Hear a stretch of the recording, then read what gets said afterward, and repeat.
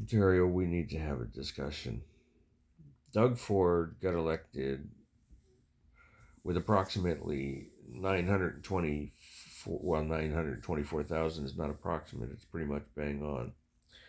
That's how many people. That's all it took. 924,000 people out of 11 million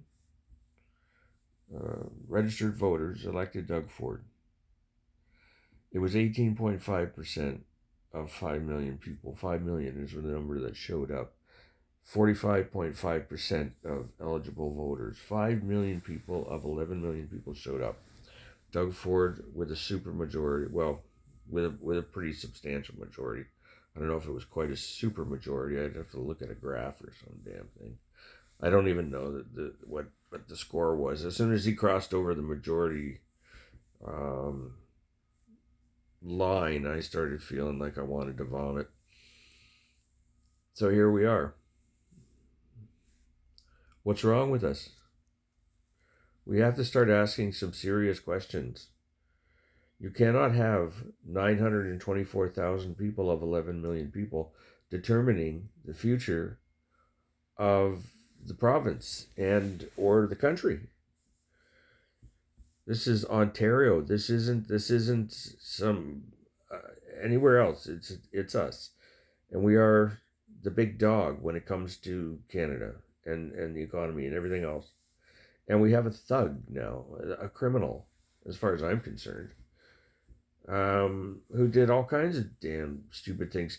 I was talking to somebody about basic income yesterday because there was a basic income lawsuit. It had to do with the pilot program from many years ago. And I asked my AI how many class action lawsuits there were. And it started naming off a whole bunch of, like 5 or 6, not a whole bunch, 5 or 6 different class action lawsuits against the government of Ontario. Because what he does, he forces over the end line using the notwithstanding clause. He used it 3 times in the last his last administration now. The idea was that the Liberals would I guess gain momentum and they would, take over because of strategic voting, and that's what everybody kind of hoped for. And why do we always go to the Liberal Party for that? There's a reason, because the Liberal Party is a center-based party. So it can leech off of the traditional conservative base, not the new radicalized conservative. That's why I always call them traditional conservatives and modern conservatives.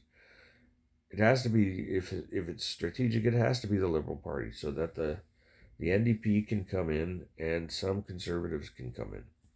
And that's how we're supposed to beat them. Bonnie Crombie, bad choice. I didn't really want Bonnie Crombie at all, but look at who we got in the last election. He looked like Cujo, Anyways, the numbers are indicative of a reason for a conversation about mandating voting in the country as a whole. We know that the Liberals at the federal level have great tailwinds from behind and they're gaining momentum. But even in that last federal election, numbers were lower. They were 60 some odd percent. But when it's less than half of the available people, 57% didn't show up. Do you not care if you're part of that 57%? Do you not care about what's going on in the country? I can understand people who chose willfully not to vote, having analyzed the spectrum of available voting and policies, and just decided no. That's perhaps a little bit different than just outright apathy of not paying attention. It is part of your duty as a citizen, probably the most sacred duty we have as part of our social contract, to get out and to vote. I feel today like coming on TikTok and making all of these political videos for the last 4 years and ridiculing conservatives and trying to explain politics and have a few laughs and everything else has been like an echo just within TikTok and not beyond social media. When I saw that my nieces had embraced strategic voting, I didn't even think they were going to vote. I thought I was going to have to chase after them, but they were pretty much engaged at in the last week or whatever. The 11th hour of the campaign, and I had never seen that. So I thought maybe the young people are out voting. My nieces are all under 30. In her group, yeah, maybe. They don't watch my TikToks and they don't do political content on social media. So that's why I was looking at, yay for them kind of thing. But we have to look at the demographics. We have to look at the whole breakdown and try to understand the character of the non-voter. And then we have to go and have a conversation with the character of the non-voter, and say, hey, what's the problem? Or we have to say, if you don't vote, it's going to be a $500 fine. I mean, it can't continue like this. You cannot have 924,000 people in a province like Ontario with 11 million people available to vote, deciding and giving them a political mandate to a political party.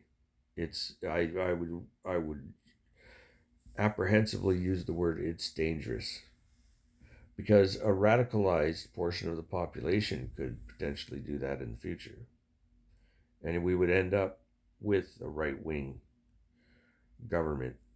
He's right. Donald Doug Ford is right of center, but he's not lunatic right. The problem with us who do vote is that we have a split progressive side, Liberal to NDP to Green. That has to consolidate somehow into one party, because our Westminster parliamentary democracy is based on a two-party system. That's why it's like on one side, one party, on the other side, the other party. That's just the nature of the beast.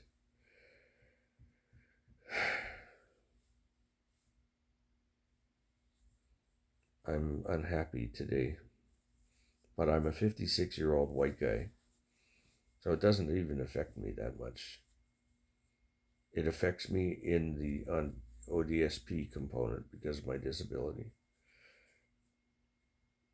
And I don't have much hope for those prospects of improving.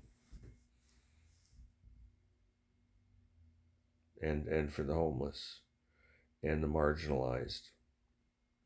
I guess the 57% just don't care about that. They're too busy with their own affairs. There's a part of that I can understand in this world we're living in now, but I can only understand it so far. And then it's just unfair and it's inhuman. And Doug Ford is that kind of guy. He's a thug. Yeah, I've spoken now for 9 minutes. I was very disappointed and I just feel downhearted today.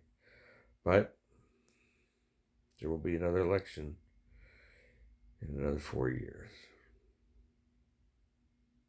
Cheers.